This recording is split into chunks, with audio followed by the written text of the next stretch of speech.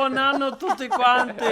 Senti un po', le feste, l'ultimo dell'anno, come l'hai passato? Infatti. Raccontaci. Beh, allora, Nadal abbiamo giocato a tombola, ho ciapato un terno, una paterna e una cinquina.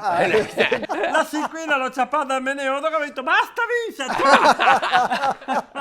Invece all'ultimo dell'anno sono alla trattoria dalla Piocciosa. Dalla Piocciosa. Le ciapa cosita perché lei è una tirchia. Ma una tirchia la tiene fuori il riscaldamento smorzato. Quando che la va messa, la ve fuori prima che passa per le offerte e la ve rento quando che le ore del nata cagna. Pensa che nel menù la specialità tortellini senza ripien. Senza ripieno, ma scusa. Ma risparmiando che mette a rento niente. Vabbè, ma alla fine, cioè, ci sei andato o no? Sì, siamo andati in compagnia. Perché era il tanno aspirapolvere. Aspirapolvere. Perché il gas è una specie di ticchio, no? Ticchio che sente fa.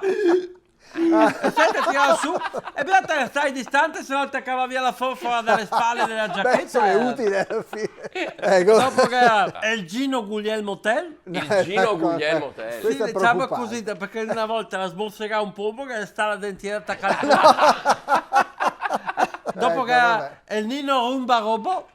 Scusa, è Nino Rumba Robot. Rumba Robot. Perché hai sempre deciso, non sai mai dove andare, dire vode qua, no, vode qua. E poi è Rumba Robot. E quando sbatte contro il mobilio. Sì, ok. Dopo che anche Ennio Rigor per la Juve.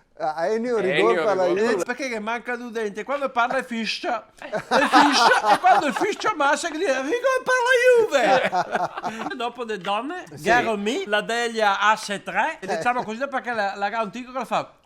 Fa che la gabbia sia l'asse che il 3. Così dopo che la Giuseppe Tonacam, sì, perché? perché lei è sempre lì alla finestra Dio le tende che la spia che arriva dopo che la Rosi con Parmesso sì, perché senta, quando la parla la fa così con i bassi perché la domanda con Parmesso mezzanotte e un quarto sarà già in camera che mi cava la pancera pronta per andare al cinema Bianchini sotto le quarte e sotto i cuscini.